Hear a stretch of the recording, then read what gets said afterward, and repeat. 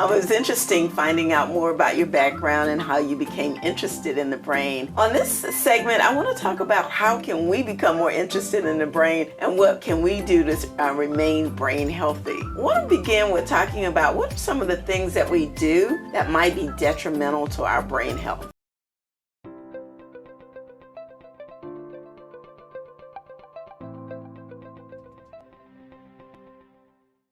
Hello, I'm Angela Harrington-Rice, and this is your Brain on Stress, and this is your healthy brain. On this edition of A Woman's Place, I will talk with Dr. Stephanie Rimka of Brain Body Solutions about how to keep your brain healthy. Stay tuned.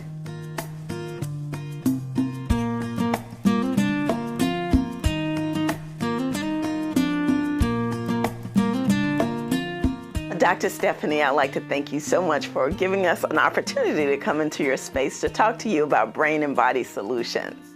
Tell us, when did you become interested in the brain? I know that it seems like right now there's so many books on the market for the general public where people are exploring more of the brain, but how did you become interested in studying and helping people with their brain health? I first probably came involved in it right when I graduated my undergrad, so 22 years old. I was working as a caseworker for schizophrenics and was working from the homes and in the mental hospital up in Michigan.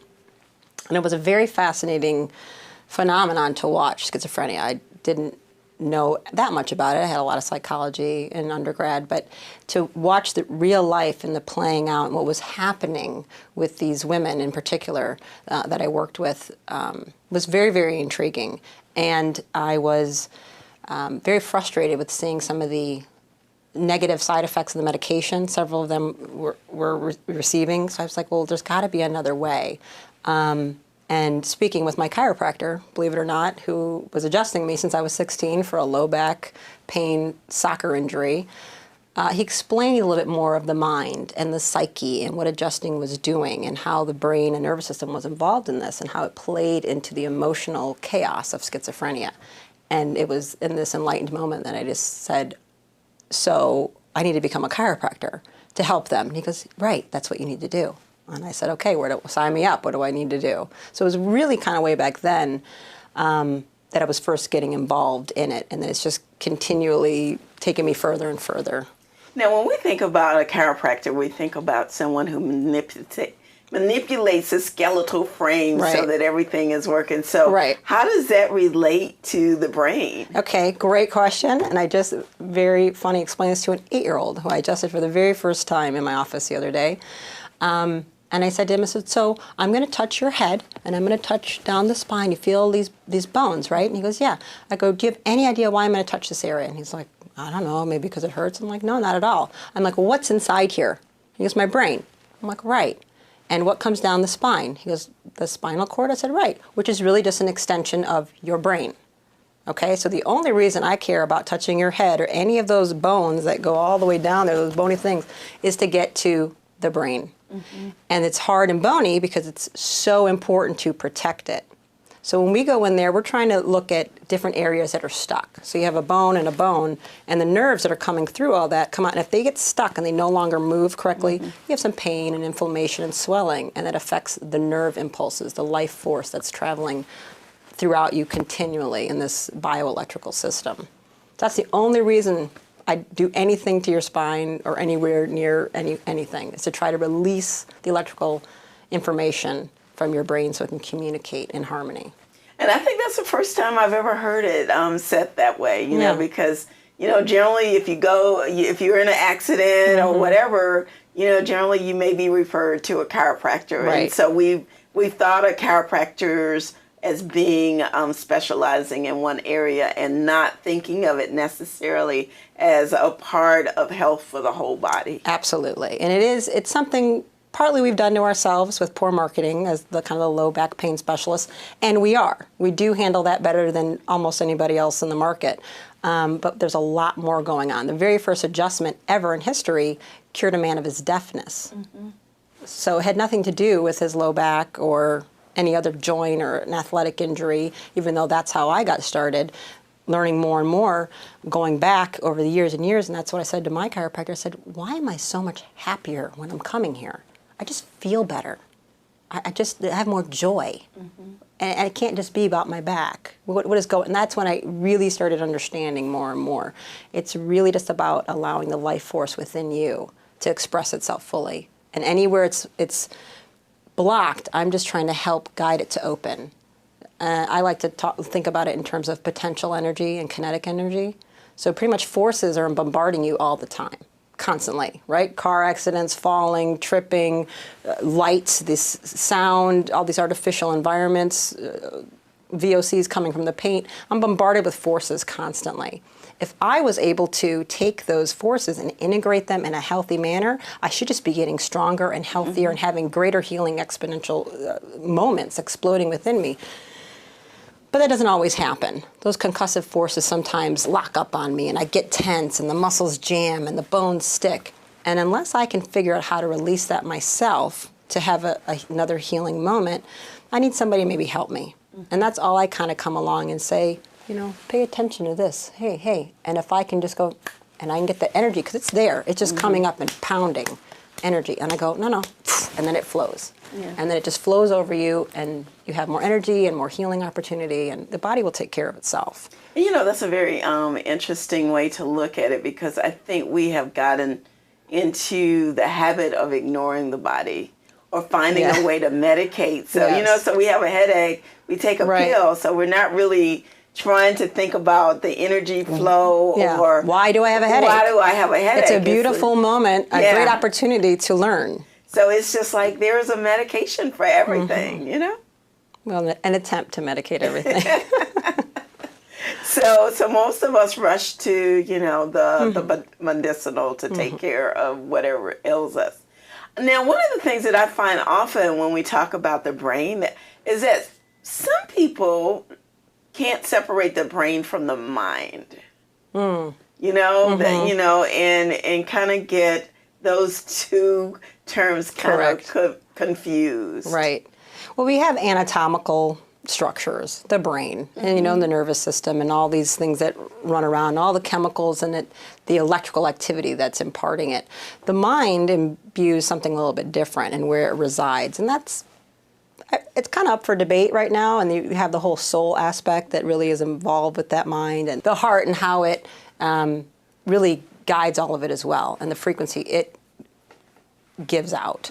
So they are very different. And the mind is more the whole being involved with the soul and the spirit and where that comes from. And the brain is a housing for all of that, you know.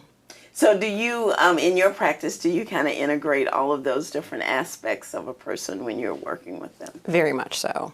You cannot talk about the physical without talking about the spiritual.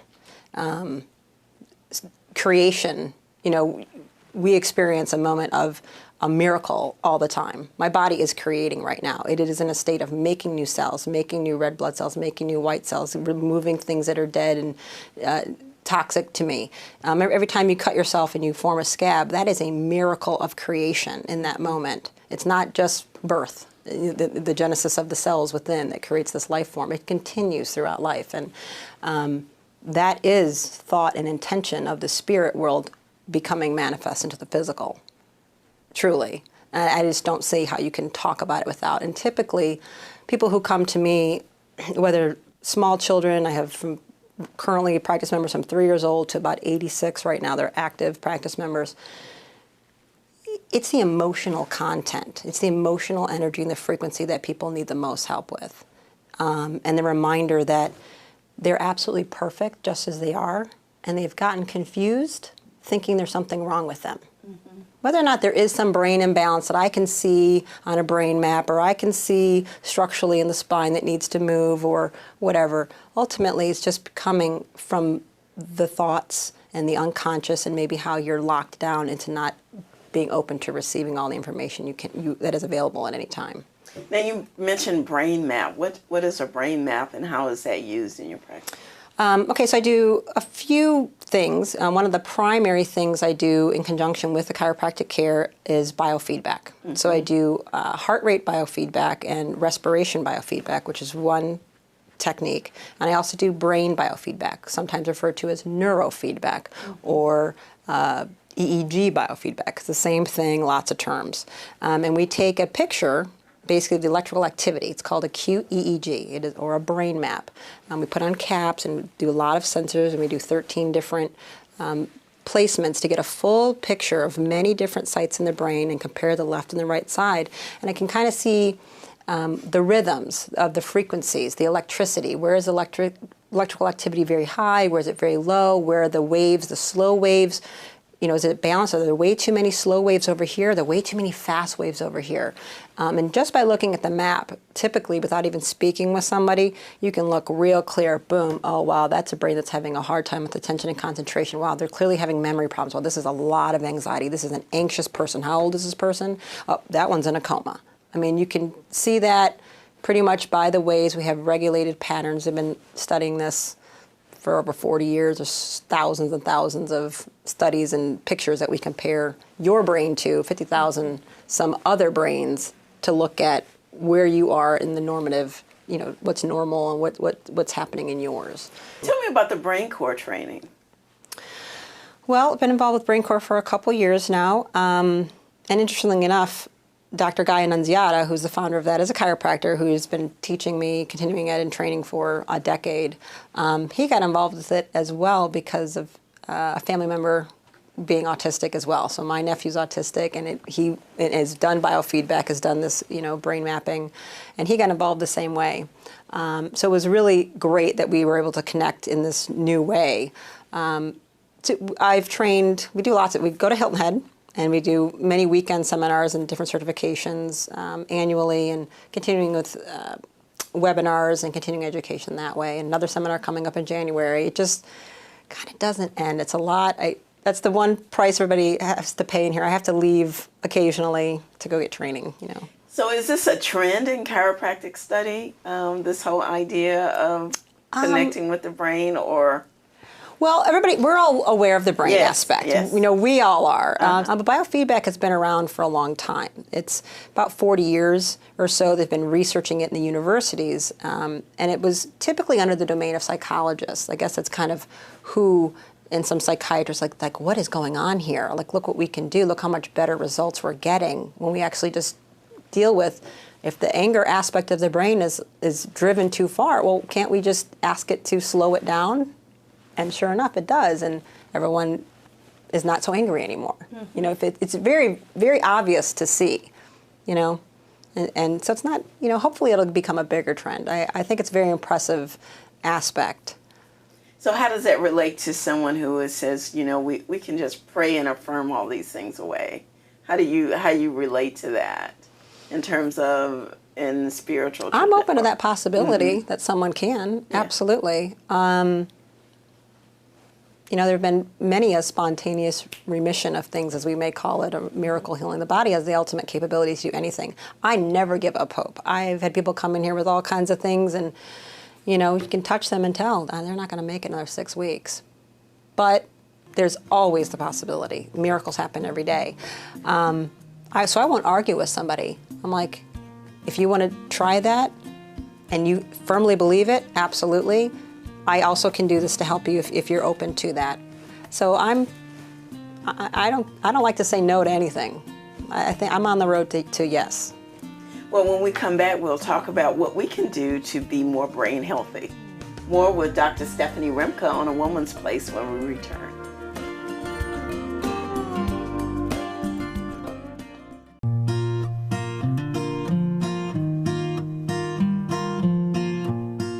We're back on A Woman's Place. I'm talking with Dr. Stephanie Rimka of Brain Body Solutions. Thank you so much. It was interesting finding out more about your background and how you became interested in the brain. On this segment, I want to talk about how can we become more interested in the brain and what can we do to remain brain healthy.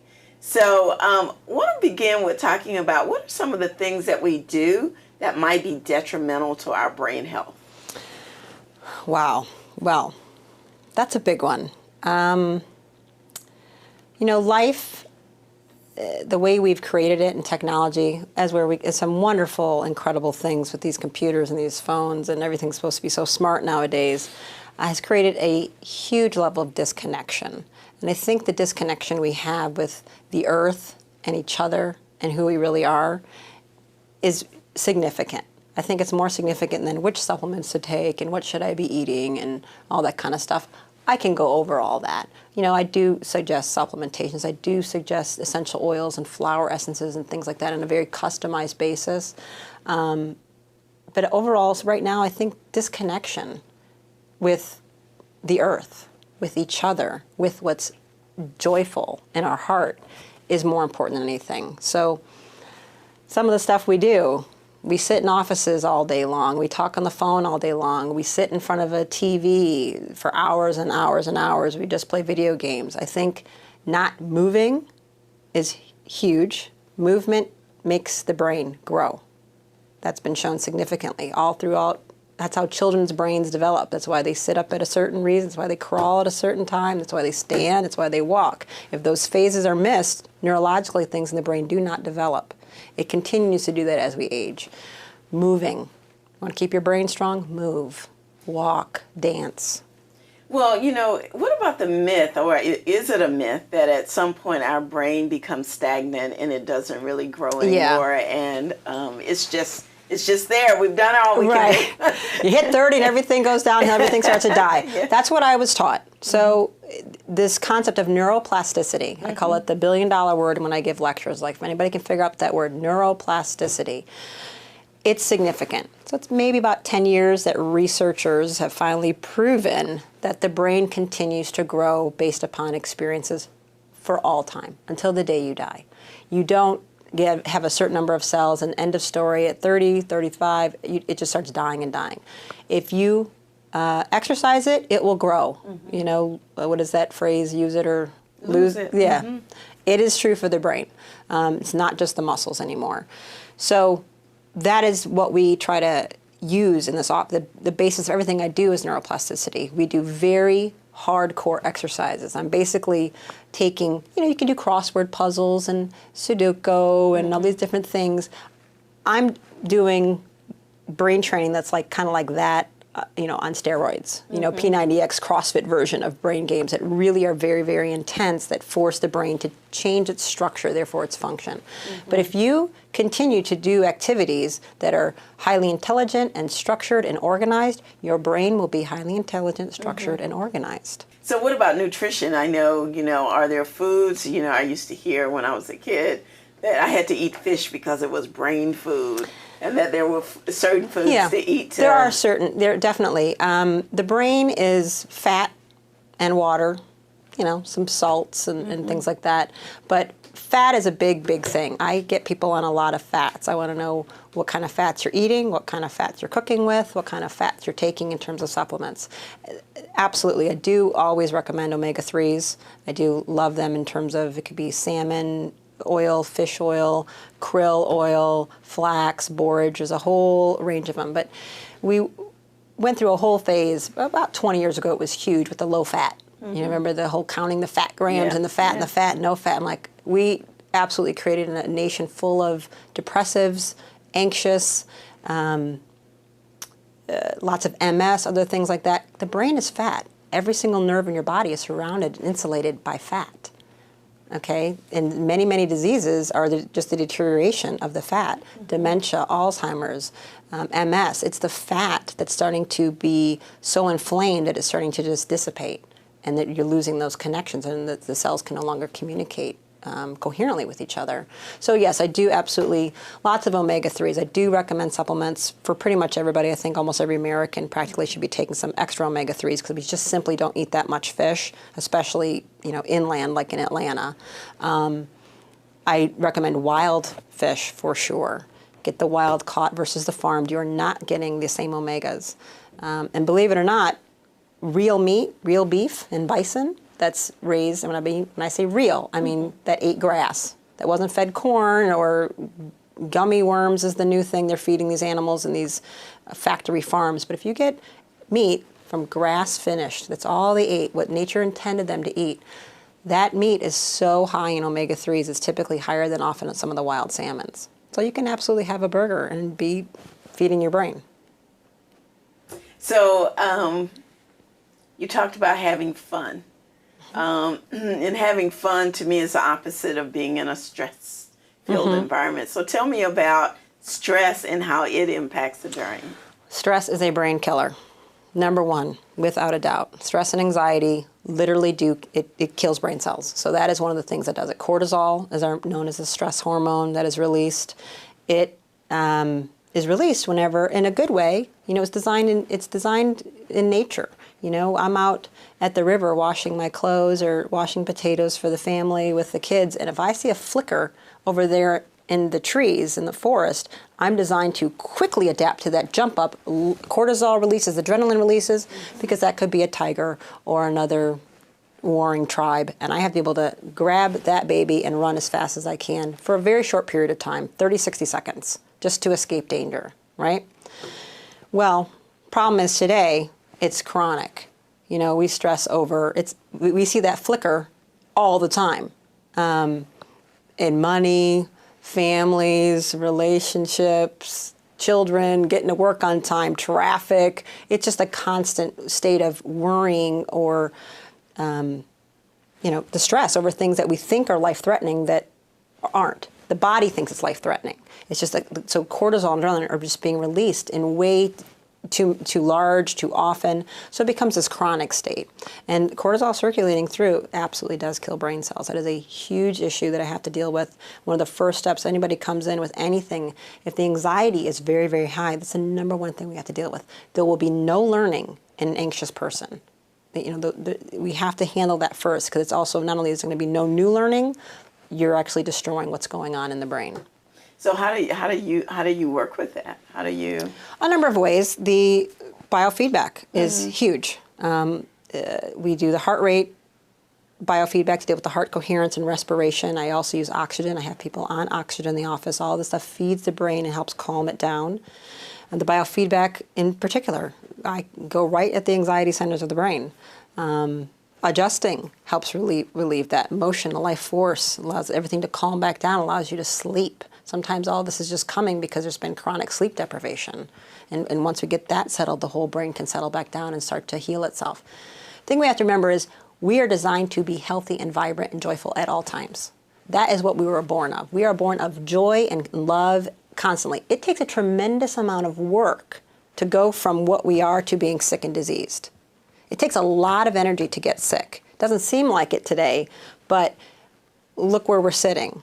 Look at this building, look at everything in it. This was a tremendous amount of energy to create this building, a tremendous amount of energy to build those asphalt streets out there, to put in the piping, the lighting, the plumbing, the water in a city. That's a lot of energy. You know what I mean? That starts to slowly take away and turn us into these degenerative diseases. It really is not that hard to be. You are born to be healthy. And if we just allow some opportunities and you respect what your body's telling you, and kind of go back a little bit, go back to walking barefoot, go back to gardening, go back to doing what you want to do. That's something I've learned. I think the biggest thing from now that I work with a lot more people on the spectrum, on the autism spectrum, is a fascinating thing that they are teaching me and everybody, the parents that I know. They do not do what they do not want to do. And they think we're just kind of crazy for doing it. Because to them, because I don't want to, is all that they need. Well, but I don't want to. And you cannot make an autistic child do something they don't want to do. If it isn't fun and joyful, they're not doing it. Now, kids already show you that. They play. And they move constantly, and they just learn naturally. Their brains are growing and getting stronger and building. They do what they want to do in every moment, every time. Just now, what's happy? What makes me happy? What makes me happy? What? And autistic children, I think, are the extreme of that. They will not do what they don't want to do that makes them happy. It's like they're moving towards the natural way that is. And instead of looking at them as broken and damaged, I'm like, well, what are they doing that's right? They're showing me go outside, play in the dirt, pick up sticks, because they all want to do that. They all like that. They don't want to wear shoes. They want to touch the ground. They want to do what makes them joyful. They like to swing and play. So you have to watch, like, what can we learn from this? So for brain health, we are to be happy, keep it moving, and don't. You do your basics. Of course, you want to drink water. You want to get good sleep. That is significant. You want to sleep. You want to follow the rhythms of the earth. You want to go to bed when the sun goes down. In essence, how can you do that? Yeah. Well, to the best you can. Going to bed. Every organ has a circadian rhythm. Every organ. So if you're awake, from 2 to 3 in the morning instead of sleeping, that organ system that works at that time that peaks is being compromised. We want that whole thing. We want growth hormone. That's this very powerful hormone that basically grows and heals and repairs everything. They're looking at possibly trying to change the name because in children it makes you grow, and then after a certain point you're still making it, but it repairs it. It's like the miracle anti-aging hormone. It's released mostly at night. When you're sleeping. If you don't sleep, you don't release it. So now we've got cortisol through the roof because we've been stressed all day. Growth hormone needs to come in there and get that down and go back and heal everything, repair everything. It keeps you young and vibrant and supple. Well, no one's sleeping, so no one's making any growth hormone. So now this tissue you damaged the day before is even more tissue, is more damaged and more inflamed and more sore and in more pain. So yeah, your basics. Of course, we want to drink a lot of water. We need to try to sleep at night. We want to move throughout the day. Find things that make you happy and joyful. Of course, eat your vegetables. Sound like I'm saying being my mother, but I'm not kidding. I'm stunned. I'm not that old, and I cannot believe people don't feed themselves, their kids, vegetables anymore. Like, I don't know where it went, but green leafy things, lots of them. Eat a lot of raw food. Try to eat as much things natural as you possibly can. The closer you get back to nature, how nature grows things, it's perfect.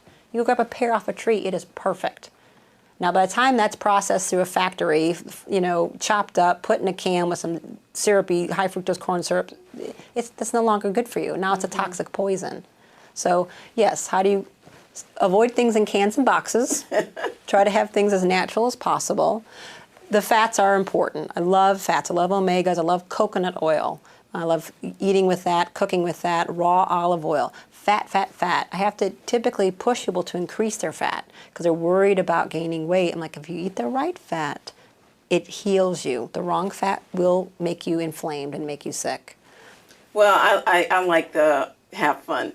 I do too, and I'm learning it more and more. I love have fun. It's relax. Yeah. We do. We really have to relax. In American culture, it's very hard, and we're spreading our tension throughout the globe at this point. Everything's so life or death, and it's meant to be fun. Yeah. Well, thank you for reminding us that life is meant to be a joy. We're meant to be happy. Yes. And that we can take a lot of inspiration from children with autism who do the things that they desire to do. They do. Okay. Well, thank you so much for this opportunity to talk with you. If someone wants to find more about Brain and Body Solutions, how can they do that?